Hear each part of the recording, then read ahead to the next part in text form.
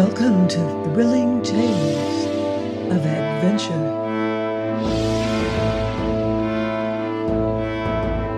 I'm Mardell, reading Martin Conisby's Vengeance by Jeffery Farnol.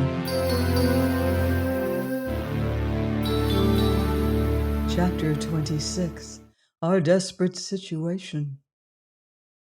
"And now," quoth Sir Richard, "since you are bent on dragging this worn-out carcass along to be your careful burden, for the which may God bless you everlastingly, dear lad, let us see what equipment fortune hath left us. Beside your sword and the water, herewith upon investigation we found our worldly possessions amount to the following. In Sir Richard's pockets, one ship's biscuit, somewhat spoiled by water, a small clasp knife, a gunflint. In mine, a length of small cord, Adam's chart, and very limp, 9 pistol balls. These various objects we set together before us, and I, for one, mighty disconsolate, for excepting only the knife, a collection of more useless odds and ends could not be imagined. Sir Richard, on the contrary, having viewed each and every one with his shrewd kindly eyes, seemed in no wise cast down, for he said, 'We might be richer, but then we might be poorer, for here we have in this biscuit one meal, though scant, 'tis true, and not over tasty, a sword and knife for weapons and tools, a flint to make us fires, 3 yards of small cord, wherewith to contrive snares for small game. And though we have lost our compass, we have the coast to follow by day and the stars to guide us by night, and furthermore, 9 pistol balls,' quoth I gloomily. Said he, stroking his chin and eyeing me askance. 'Having neither weapons nor powder to project them.' 'They shall arm me arrows.' 'Aye, but will they serve?' he questioned doubtfully. 'Well enough, supposing we find aught to shoot.' 'Never fear, in Darien are beasts and fowls aplenty.' 'Well and good, sir,' said I, gathering up the bullets, and doing so espied a piece of driftwood, carrying many bent and rusty nails, the which, the wood being very dry and rotten, I presently broke out, and to my 9 bullets I added some dozen nails, pocketing them to the same purpose, and now having collected our possessions, of more value to us than all the treasures of Peru, we set forth upon our long and toilsome journey, our gaze bent ever upon the cliffs that frowned upon our right hand, looking for some easy place of ascent, whereby we might come to the highlands above, where we judged it easier traveling, and with Pluto stalking on before, like the dignified animal he was, looking back ever and anon as if bidding us to follow. And as I watched this great beast, the thought occurred to me that here was what should save us from starvation, should we come to such extremity. But I spake nothing of this to Sir Richard, who had conceived a great affection for the dog from the first.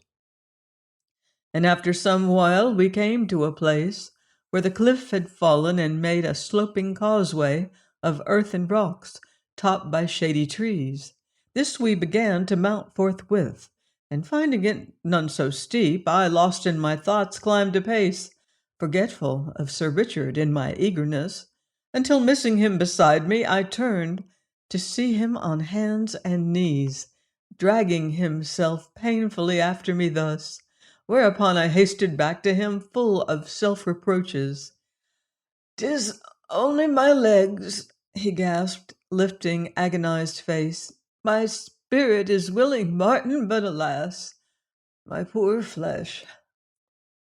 "Nay, 'tis I am selfish," quoth I. "Aye, a selfish man ever, dreaming only of my own woes," saying which I raised him, and setting an arm about his wasted form, aided him as well as I might, until, seeing how he failed despite his brave struggles, I made him sit and rest awhile, unheeding his breathless protestations, and thus at last, by easy stages, we came to the top of the ascent, amid a grove of very tall trees, in whose pleasant shade we paused a while, it being now midday and very hot. Behind us lay the ocean. Before us a range of mighty mountains, blue with distance that rose jagged peak on peak as far as I could see, and betwixt them and us a vast and rolling wilderness, a land of vivid sun and stark shadow, dazzling glare on the uplands, gloom in the valleys, and above swamp and thicket and trackless forest, a vapor that hung sullen and ominous, like the brooding soul of this evil country. Fever, quoth Sir Richard, stabbing at the sluggish mist with bony fingers. Ague, the flux, death. We must travel ever by the higher levels, Martin, and I a cripple. Why then, said I, you shall have a staff to aid you on one side, and my arm on t'other, and shall attempt no great distance until you grow stronger. So having found and cut a staff to serve him, we set off together upon our long and arduous pilgrimage. By mid-afternoon we reached a place of rocks, whence bubbled a small rill, mighty pleasant to behold, and vastly refreshing to our parched throats and bodies. Here, though the day was young, and we had come, as I judged, scarce 6 miles, I proposed to camp for the night, whereon Sir Richard must needs earnestly protest he could go further, and I would, but finding me determined, he heaved a prodigious sigh, and stretching himself in the cool shadow, lay there silent a while, yet mighty content as I could see. Martin, quoth he at last, by my reckoning we have some 150 miles to go. But, sir, they will be less tomorrow, said I, busied with my knife on certain branches I had cut. And but half a ship's biscuit to our sustenance, and that's spoiled. Why then throw it away. I will get us better fare, said I, for as we came along I had spied several of those great birds, the which I knew to be very excellent eating. As how, my son? He questioned. With bow and arrows. At this he sat up to watch me at work, and very eager to aid me therein. So you shall, sir, said I. And having tapered my bow stave sufficiently, I showed him how to trim the shafts as smooth and true as possible, with a cleft or a notch at one end, into which I set one of my rusty nails, binding it there with strips from my tattered shirt. In place of feathers I used a tuft of grass, and behold, my arrow was complete.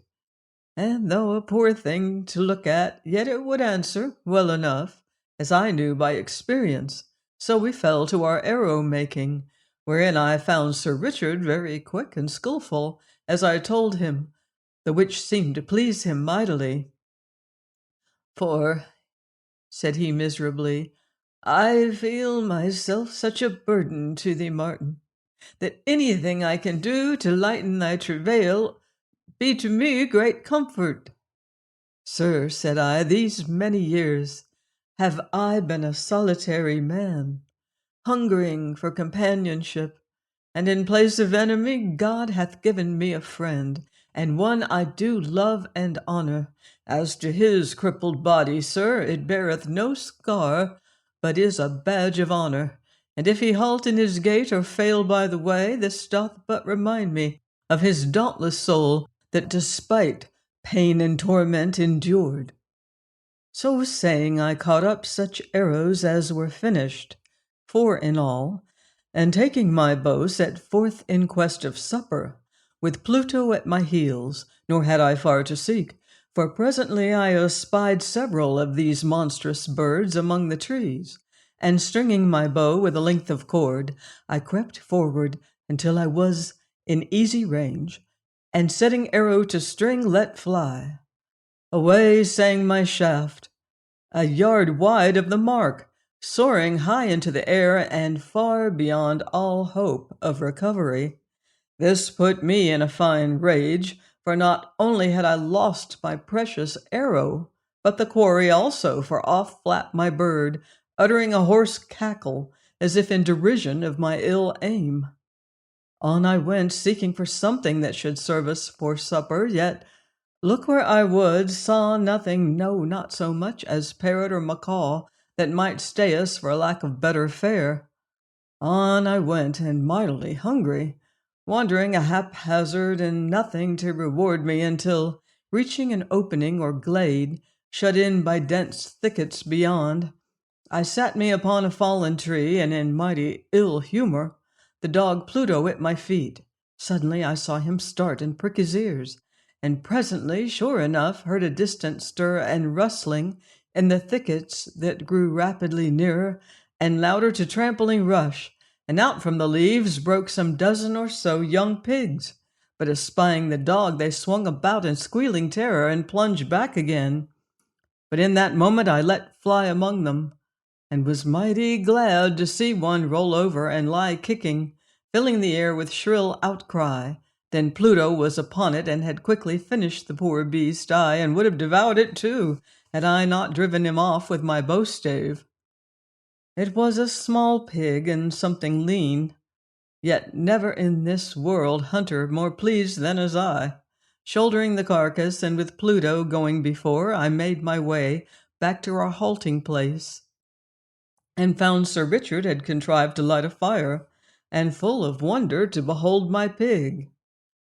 "Though, to be sure," said he, "I've heard there were such in Darien, yet I never saw any marten, more especially in these high lands." "They were fleeing from some wild beast, as I judge, sir," quoth I. "Why, then 'twere as well to keep our fire going all night," said he, to the which I agreed, and forthwith set about cutting up the pig, first flaying it as well as I might, since I judged the skin should be very serviceable in divers ways. So this night we supped excellent well.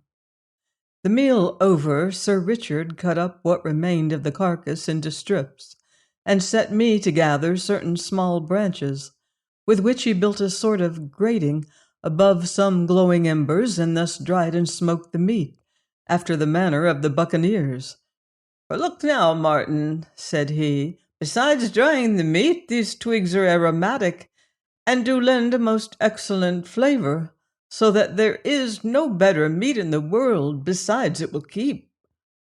Beyond the rocky cleft, bright with the light of our fire, the vasty wilderness hemmed us in, black and sullen, for the trees being thick hereabouts, we could see no glimpse of moon or star, and amid this gloom were things that moved stealthily, shapes that rustled and flitted, and ever and anon would come the howl of some beast, the cry of some bird, hunting or hunted, whereat Pluto, crunching on a bone, would lift his head to growl. So with the fire and the dog's watchfulness, we felt tolerably secure, and presently fell asleep. Join me next time for another exciting chapter of Martin Conisby's Vengeance by Jeffery Farnol, here on Thrilling Tales of Adventure.